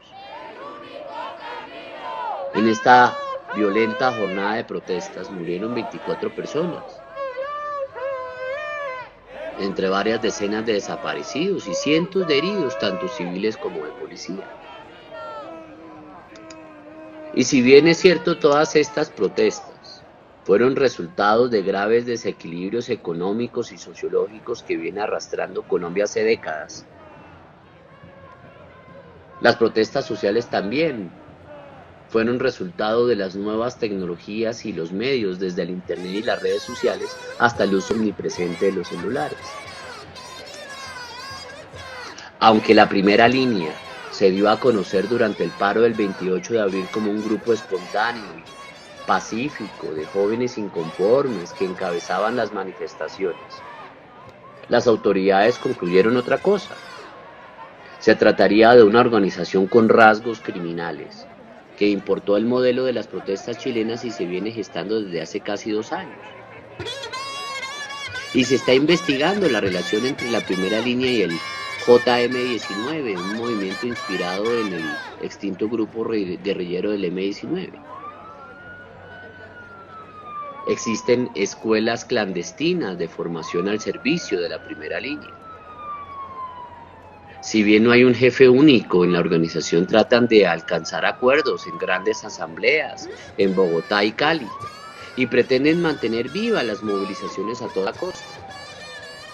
Según los organismos de inteligencia, el rastreo de millonarias transacciones permite concluir que la primera línea se financiaría en especial de las disidencias de las FARC, la Segunda Marquetalia, el ELN, algunas bandas criminales y narcotraficantes. Esto explicaría cómo han logrado mantenerse por casi 3 meses en los puntos que han denominado de resistencia. Los investigadores identificaron que el dinero que les llega a ellos por diferentes vías. Desde Venezuela, por ejemplo, la Segunda Marquetalia ha enviado a través de correos humanos cajas con dólares en efectivo camuflados en camiones con alimentos.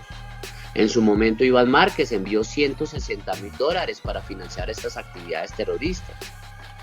La plata llegó acompañada de una carta en la que los alentaba a combatir contra el Estado.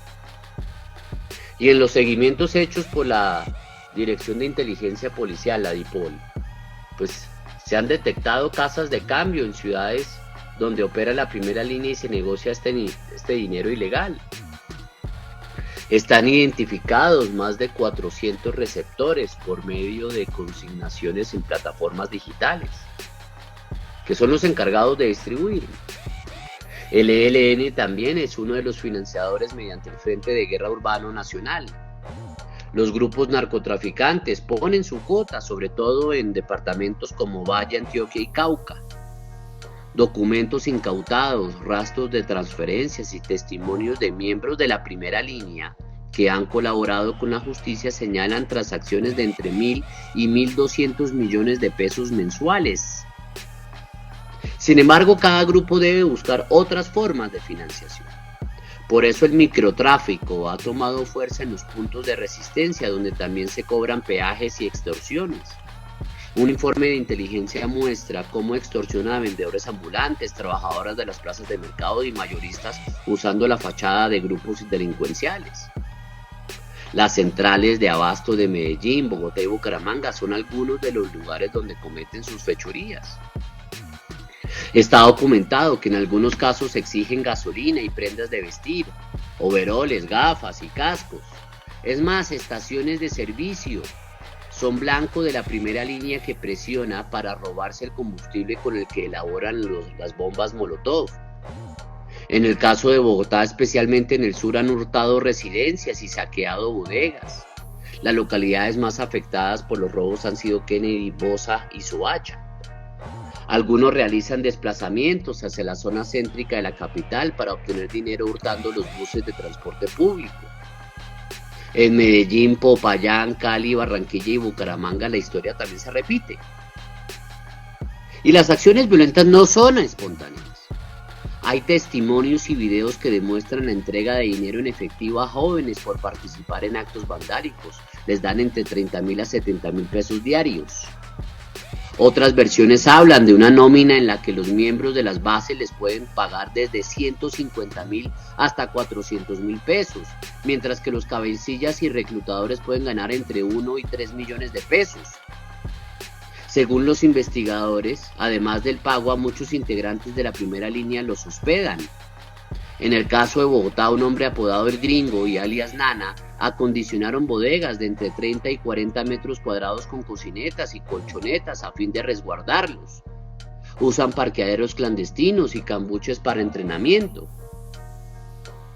Varios políticos, cuyos nombres conoce el país, simpatizan con la primera línea. Hay un caso especial que ha sido público, el de Gustavo Bolívar, senador de la Colombia Humana, que impulsó una vaqui, a través del colectivo Manos Limpias para comprar elementos de protección para los miembros de la primera línea. De hecho, la Corte Suprema definirá si en su actuación habría cometido algún delito. Los investigadores tienen suficiente material probatorio que vincula a miembros de esa organización con adoctrinamiento, inclusive de menores de edad. Los convierten en protagonistas de simulacros de enfrentamientos con el ESMAD y hasta han diseñado cartillas en las que los inducen a participar de las protestas. Una de ellas se llama Paro Nacional Haga la Tarea. Se trata de un violento folleto didáctico de 20 páginas distribuido en diferentes zonas del país. Los niños encuentran allí sopas de letras, dibujos para colorear y hasta un espacio en el que pueden narrar lo que han vivido en el paro nacional. El menor debe identificarse con nombre propio, comunicar el grado al que pertenece y el estado de ánimo que tiene frente a las protestas. La cartilla también incluye un editorial ideologizado contra el Estado y las instituciones, en el que incitan a los menores al odio. Al final, quien complete los ejercicios obtiene un diploma de graduación que exalta el excelente servicio, el esfuerzo infatigable y su apoyo constante de la protesta social, la paz y la democracia en Colombia. Y el certificado está acompañado del escudo de la primera línea, y al lado se lee Gobierno de Colombia. Una de las tareas que aparece en el folleto busca que el aprendiz relacione elementos como pistolas, un hombre encapuchado armado con fusil, bombas y policías. Esta modalidad de instrumentalización de niños y adolescentes ha sido denominada por las autoridades como una estrategia de sostenimiento del inconformismo y rechazo hacia el gobierno y las instituciones.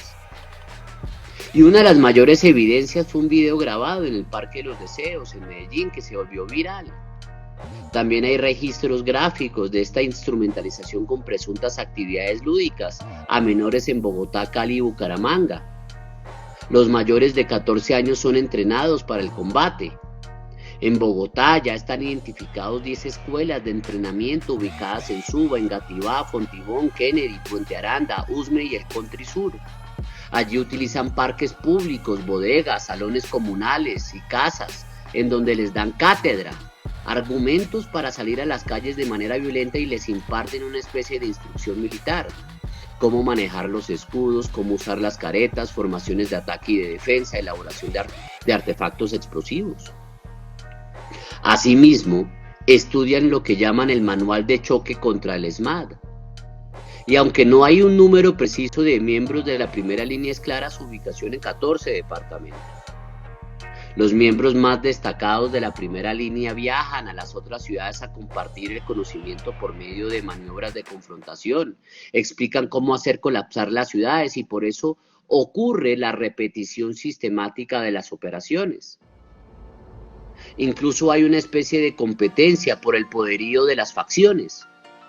Bogotá y Cali, por ejemplo, han criticado la falta de resultados de la primera línea de Medellín, a donde enviaron emisarios de apoyo.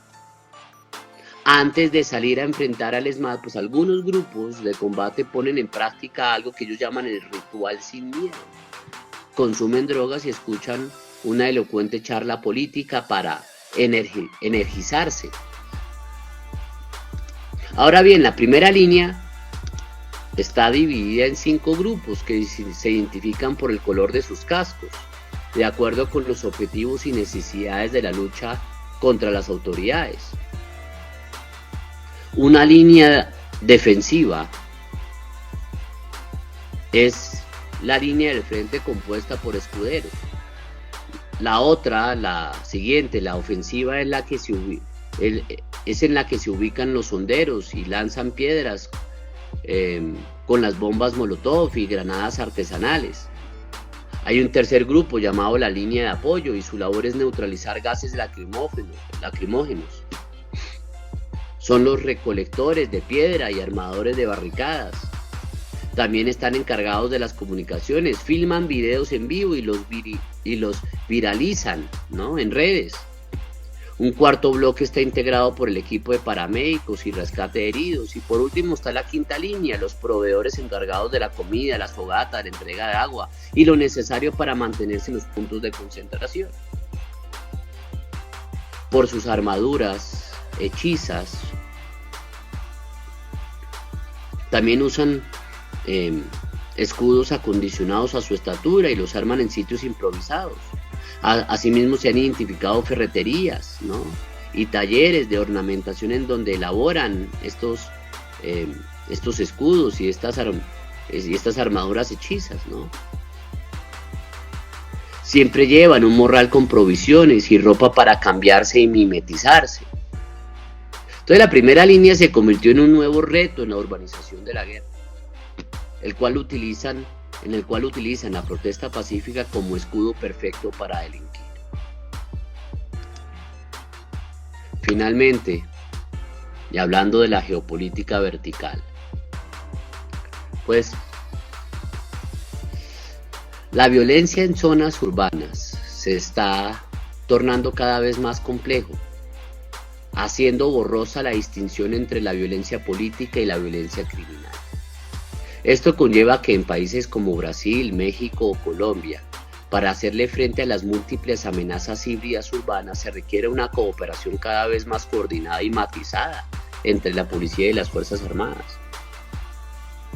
Pero el entorno urbano, como sabemos, posee cualidades únicas que hace que las operaciones de los servicios de seguridad del Estado sean difíciles y peligrosas. Estas cualidades ocupan un lugar prominente en el desafío de las fuerzas que desean operar en áreas urbanizadas. Las ciudades poseen un gran número de civiles, son conurbaciones densas con infraestructuras vitales e importantes instituciones sociopolíticas y suelen ser espacios tridimensionales desordenados que representan importantes desafíos logísticos y de navegación. El terreno urbano, que es un ambiente creado por el hombre, está compuesto de formas angulares que raramente ocurren en terrenos no urbanos. No solo estas formas son angulares en un patrón planimétrico, pero también en la tercera dimensión. La verticalidad se vuelve de gran importancia, ya que esto no solo crea barreras extremadamente difíciles para el asalto, sino que proporciona a la defensa una forma artificial de altura. Planos de suelo urbano alto y en muchos casos un nivel subterráneo además. La densidad explica gran parte del desafío de las operaciones urbanas. Y en la mayoría de los otros entornos, selva, desierto, jungla, etc., Los que combaten sobre el terreno no tienen que ocuparse de una tercera dimensión, la vertical, salvo en casos excepcionales, como cuando existe la amenaza de un ataque aéreo, cuando el adversario ha aprendido a usar los árboles del bosque para posicionar francotiradores o cuando una ladera de la montaña ofrece ocultamiento para el enemigo. Sin embargo, las fuerzas militares encuentran que en una ciudad la altura es una preocupación crucial, como la profundidad y el ancho del terreno. En un entorno urbano existe mayor espacio para inquietar a un combatiente, ya que las amenazas potenciales se distribuyen de manera volumétrica. Además, cada espacio dentro de ese volumen tiene potencialmente una mayor densidad de amenazas, ya que existen más enemigos por unidad de espacio que cualquier otro teatro de operaciones, así como personal propio que puede ser accidentalmente asesinado o herido por fuego amigo. Además, las numerosas ventanas, puertas, terrazas y otras aberturas ocultas permiten mejores posiciones de fuego. Pero los desafíos existen incluso si la misión no implica un combate, ya que los edificios bloquean las señales de comunicaciones y la navegación urbana se torna difícil si una unidad tiene solo mapas militares de escala estándar que carecen de detalles necesarios para moverse en un área edificada. Entonces las ciudades son en cierto modo un gran nivel en la guerra, negando muchas de las ventajas de la alta tecnología, restringiendo las oportunidades para las operaciones de maniobra y ralentizando el ritmo de la batalla.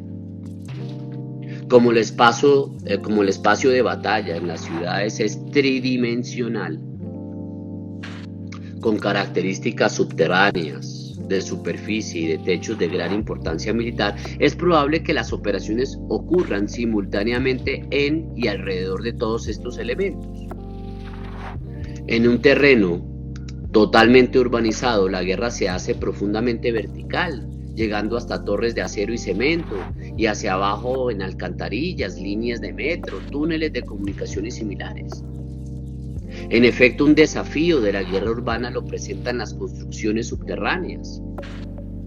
En un principio, los seres humanos utilizaban el subsuelo para almacenar agua y alimentos, para protegerse de condiciones climáticas extremas, enterrar a sus muertos o escapar de tribus hostiles, como lo atestiguan las ciudades subterráneas construidas para la defensa, como en Turín en Italia o Oppenheim en Alemania. Hay muchos ejemplos de asentamientos más pequeños construidos como sistemas de defensa subterránea, como por ejemplo aquellos construidos a lo largo de la línea Maginot en Francia, el Aldernest en Alemania o el Pentágono, ¿no?, en los Estados Unidos. En este orden de ideas se hace necesario que los geopolitólogos tengan ahora que basar análisis urbanos en torno a la geopolítica de verticalidad, un término desarrollado por el arquitecto Eyal Weizman en 2002 para describir la arquitectura de la guerra israelí-palestina. Este tipo de análisis se enfrentaría al menos a 4 desafíos. Primero, adoptando una visión totalmente tridimensional del espacio-tiempo, tendría que situar el poder de matar y la guerra centrada en redes en el contexto de la verticalización del territorio que viene con la urbanización y el crecimiento de complejos subterráneos. Segundo, habría que inscribir la imaginación geopolítica contemporánea a un paradigma que aborda las formas en que el poder aeroespacial se utiliza para coordinar el acceso y el control geopolítico sobre los recursos clave subterráneos como petróleo, agua, tierras raras, etc., para alimentar las demandas ecológicas de los complejos urbanos occidentales. Tercero, una imaginación geopolítica vertical tendría que abordar cómo las distanciadas verticalidades de la vigilancia, la focalización y la matanza en tiempo real enfrentan el poder corpóreo de las resistencias a las fuerzas convencionales de los estados, en formas que rompen las separaciones convencionales de nacional e internacional, militar y civil, doméstico y extranjero. Por ejemplo, después del 11 de septiembre de 2001, los drones de las fuerzas militares y de la Agencia Central de Inteligencia así como de las policías federales o locales de los Estados Unidos, pues sobrevuelan las ciudades de los Estados Unidos, así como de regiones apartadas como el Medio Oriente, practicando la guerra urbana tanto en las ciudades norteamericanas como en las otras latitudes. Cuarto, una geopolítica de la verticalidad tendría que analizar las formas en que el poderío total de sistemas militares de comunicaciones, vigilancia y focalización de las fuerzas convencionales de aquellos estados, ¿no?, pues está integrando perfectamente en los espacios civiles, domésticos y transnacionales, ya que la evaporación de la frontera entre las acciones policiales y militares como consecuencia de fenómenos como la convergencia criminal y guerra híbrida significaría que el crimen organizado, los hackers y los manifestantes violentos detentan en la actualidad el mismo tipo de poder electrónico y militar verticalizado y virtualizado de vigilancia que esgrimen las fuerzas militares más sofisticadas del mundo. Pero los aspectos físicos endémicos del terreno urbano son solo parte de cualquier ecuación estratégica de la guerra urbana, ya que el factor humano es igual de importante. Los seres humanos pueblan el terreno urbano en gran número y por supuesto en cantidades mayores que cualquier otro tipo de ambiente operativo. Razón por la cual la presencia de un gran número de no combatientes y su interacción con fuerzas amistosas u hostiles juegan un papel crítico en los resultados de las operaciones urbanas. La política de combate urbano por parte de las fuerzas militares iraquíes, las milicias chiíes y las fuerzas especiales estadounidenses que combatieron contra Daesh, contra el Estado Islámico, por la retoma de la ciudad de Mosul, entre el 16 de octubre de 2016 al 8 de julio de 2017, pues consistió en limpiar y sostener las áreas urbanas sobre una base de conquistar habitación por habitación, edificio por edificio y calle por calle. Y esto tiende a ser una labor sangrienta, costosa, desorientadora, que consume mucho tiempo y requiere el sacrificio de muchas vidas. Por ejemplo, se estima que 40.000 fueron las bajas civiles en la retoma de la ciudad de Mosul. Los civiles no combatientes y su infraestructura concomitante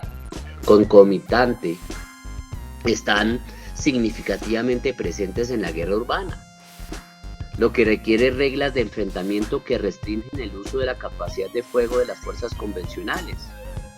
Cualquier operación en áreas urbanas garantiza tener un gran número de civiles no combatientes en las inmediaciones, y el derecho internacional humanitario y el derecho internacional de los conflictos armados no permite la existencia de víctimas civiles en dichos conflictos. Adicionalmente, dada la dependencia de los civiles a la energía eléctrica, el agua y otros tipos de infraestructura de apoyo, pues la destrucción de estas instalaciones también es inaceptable. Es en ese sentido que invitar a la batalla en un entorno urbano a una fuerza cuantitativa y cualitativamente superior hace parte de una estrategia asimétrica, como lo vienen llevando a cabo grupos criminales y terroristas en Colombia, de conducir a un oponente poderoso a un territorio complejo, reduciendo así sus capacidades en la recopilación de información, mando y control, y situándolo además entre una población civil, pues son tácticas que encarnan el pensamiento asimétrico. Un ejemplo canónico del análisis asimétrico del conflicto de alta intensidad fue la batalla por Stalingrado en el 42, donde las fuerzas soviéticas redujeron las ventajas alemanas en el poder aéreo y la artillería al forzar a la Wehrmacht a una lucha brutal en un terreno urbano bien conocido por los soviéticos. Por ende, la gran dificultad de operar en entornos urbanos puede atribuirse en gran parte a los dos factores señalados anteriormente: la singularidad física del terreno urbano y la presencia de un gran número de población no combatiente. Esta es la esencia de guerra urbana como una estrategia asimétrica. Es importante destacar que la fuerza en posesión de una ciudad, con tiempo para prepararse o ser apoyado por una población amistosa no combatiente, a menudo encuentra algunas de estas dificultades aliviadas. No es así para la fuerza expedicionaria, Por ejemplo, los defensores egipcios en la ciudad de Suez en 1973 pudieron confiar en civiles no combatientes amistosos como mensajeros cuando la radio y otros medios de comunicación fallaron, mientras que las fuerzas israelíes en este caso no tenían esa opción.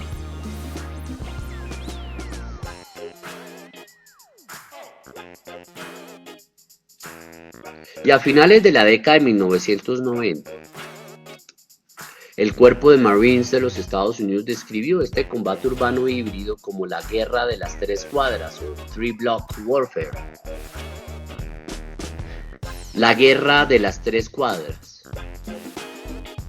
contempla que en la primera cuadra los tanques y el poder aéreo apoyarán ataques convencionales para destruir combatientes enemigos y o capturar alguna posición geográfica. En la siguiente cuadra, una fuerte presencia militar protege la infraestructura vital y la población civil contra los ataques guerrilleros y terroristas. Y en una tercera cuadra, una unidad militar se centra en la capacitación y el trabajo con la policía, la reconstrucción de la infraestructura y el establecimiento de instituciones civiles de gobernanza en estrecha cooperación con el gobierno anfitrión y la población civil.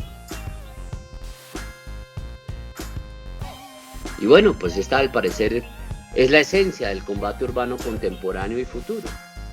El éxito en la guerra de las tres cuadras pues requiere fuerzas terrestres organizadas, entrenadas y equipadas para la guerra urbanizada del siglo XXI.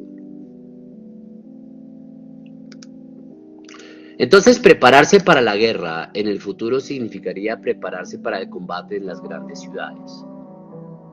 Recapitulando, en los albores del siglo XIX, solo el 3% del mundo vivía en las ciudades. Para 1900, principios del siglo XX, este número había aumentado al 13%. En 1950, todavía menos del 30% del mundo había sido urbanizado. Pero desde entonces, la población urbana en el mundo se ha cuadruplicado. Y en la medida en que la urbanización se acelere, también es probable que el conflicto urbano aumente. Cuando las poblaciones rurales emigran a las ciudades, las fuerzas insurgentes que dependen de ellas para el alimento, la información, la financiación y la ocultación pues deberán seguirles. ¿A dónde? Pues a las ciudades, como ha sido el caso del ELN y el de las FARC. Además, la atención de la prensa es más fácil de conseguir en la ciudad para los terroristas que buscan una mayor exposición de sus acciones en los medios de comunicación. Por consiguiente, existen varios incentivos políticos, económicos y militares para que los adversarios del Estado colombiano decidan luchar en las ciudades. Y muchos enemigos del Estado colombiano creen que el público colombiano tiene una visión antiséptica de la guerra, es decir, una expectativa poco realista de que la guerra pueda librarse con mínimas bajas. En este sentido, el combate en las ciudades ofrecería a un adversario una manera de que se infringen mayores bajas. Además, la presencia de civiles no combatientes en áreas urbanas requerirá generalmente reglas de enfrentamiento más estrictas que prohíben o limitan la efectividad de armas pesadas, tales como artillería y la entrega de armas del poder aéreo, tal como ocurrió en la Operación Orión, llevada a cabo entre el 16 y el 17 de octubre del 2002, en la Comuna 13 de la ciudad de Medellín, por parte de miembros de las fuerzas militares y la Policía Nacional de Colombia en contra de las milicias urbanas de las FARC y paramilitares de las Autodefensas Unidas de Colombia. Por otro lado, es probable que en esta dinámica urbanizadora los recién llegados a zonas urbanas experimenten algún grado de frustración provocada por la decepción económica y las expectativas insatisfechas de lograr obtener una mejor calidad de vida para ellos y sus familias. Y es en este contexto en que un gran número de jóvenes desempleados o subempleados pues tendrían amplias oportunidades para luchar y participar en el crimen organizado u otras actividades al margen de la ley como las llevadas a cabo por la primera línea.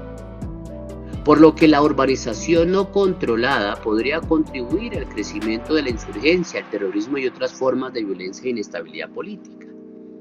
Y es probable que una serie de factores contribuyan a una mayor violencia en las zonas urbanas, como las crisis económicas y la incapacidad de los gobiernos para hacer frente a la movilización política y social generada por la urbanización y la demanda popular de mayores oportunidades políticas y económicas.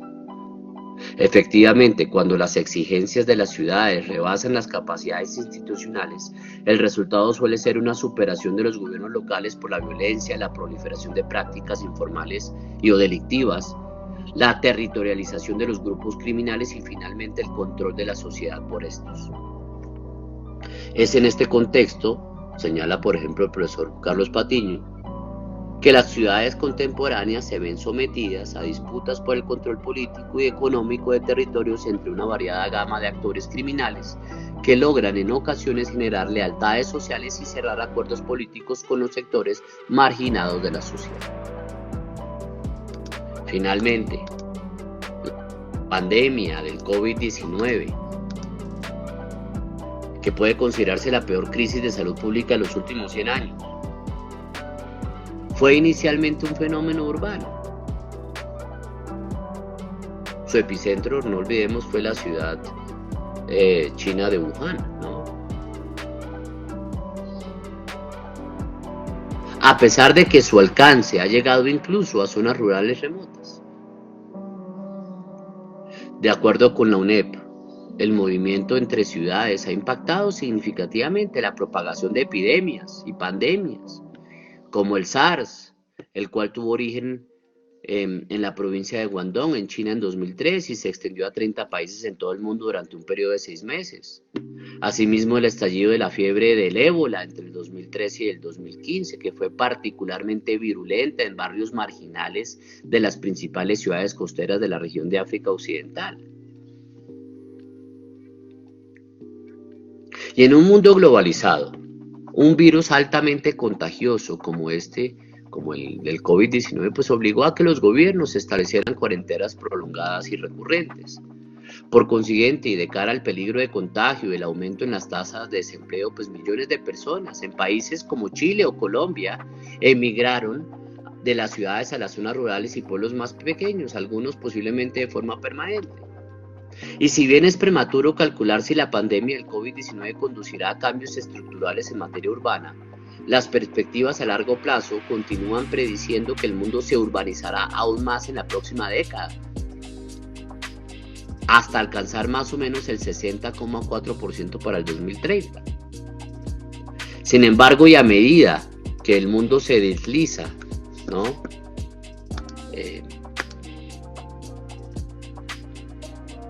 A una recesión nunca antes vista, como desde la Gran Depresión, afectado o agravado por la actual guerra ruso-ucraniana e inclusive otros factores de inestabilidad que se presentan en materia de salubridad, pues las áreas urbanas, que representan más del 80% del PIB global, se verán afectadas ante la insuficiencia de los fondos y atención para proyectos de desarrollo urbano y erradicación de la pobreza, incrementando los cinturones de miseria, el descontento social, la criminalidad y por ende la proliferación de ecosistemas criminales urbanos. Esa relación entre ciudad y conflicto también entonces se extiende inclusive al de las epidemias y las pandemias. Y aquí en pantalla ven ustedes 2 artículos que los invito a que revisen si estos temas les interesan, para ver cómo la guerra, las enfermedades infecciosas no controladas e inclusive las ciudades están también estrechamente vinculadas. En consecuencia, las fuerzas militares pues están inexorablemente llamadas a comprometerse en una serie de misiones en entornos urbanos, incluyendo las misiones de estabilidad y apoyo en el marco de operaciones de paz. En términos generales, estas misiones en entornos urbanos podrían llegar a comprender, primero, operaciones especiales, es decir, rescate de rehenes, reconocimiento, acción directa y otras misiones que involucran unidades pequeñas y bien entrenadas que operan normalmente en entornos hostiles. Segundo, apoyo a la paz o estabilización, ya sea unilateralmente o en coalición, ¿no? Que implican asistencia humanitaria y médica, alivio de desastres, vigilancia, contrainsurgencia, entre otros. Y estrategias Tercero, estrategias de aislamiento, contención y negación bajo la asistencia militar a través de fuerzas de policía. Si una parte del terreno urbano es controlada por hostiles, pero su captura no es de necesidad inmediata, ¿no? Es posible que se requiera que las fuerzas militares lo rodeen. Y cuarto, ataque para capturar o controlar el terreno urbano de los hostiles. Así como quinto, defensa móvil o estática de una ciudad contra un ataque inminente.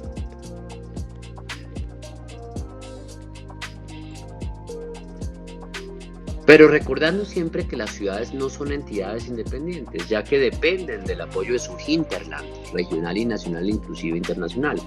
No obstante, es importante señalar que las futuras operaciones urbanas, como lo demuestran los registros históricos, no se limitarán al combate militar. Y si bien, bueno, las fuerzas militares cuentan, ¿no?, con varios manuales operacionales para entornos urbanos, como por ejemplo el Manual de Combate Urbano Irregular y el Manual de Unidades de Asalto en Áreas Urbanas, las cuales se encuentran, creo que, en proceso de actualización. Es útil recordar que la guerra suele abarcar los reinos sociales, políticos y económicos, además de los militares, y el comandante militar tiene que lidiar con todos ellos.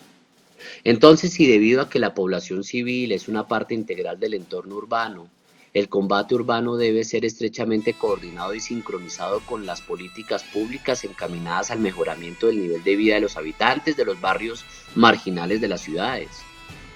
No será posible ejecutar operaciones de combate urbano verdaderamente exitosas a menos de que esas operaciones respondan al bienestar de la población civil. Y la política pública asegura que las necesidades de los residentes urbanos sean satisfechas adecuadamente.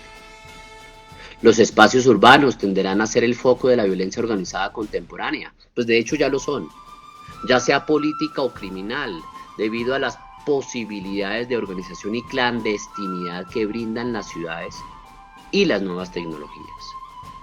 La disputa por el control del territorio y el surgimiento de la criminalidad urbana no solo obedece a la pobreza y a la exclusión provocadas por la acelerada urbanización, sino también a la incapacidad del Estado para controlar el territorio y ofrecer a los ciudadanos unos determinados niveles de seguridad y oportunidades económicas. Y este tipo de desafío a los Estados por el control de territorios urbanos representa, según el profesor Patiño, más que una amenaza para la seguridad de las ciudades en sí mismas, una amenaza también para la seguridad nacional. Muchas gracias.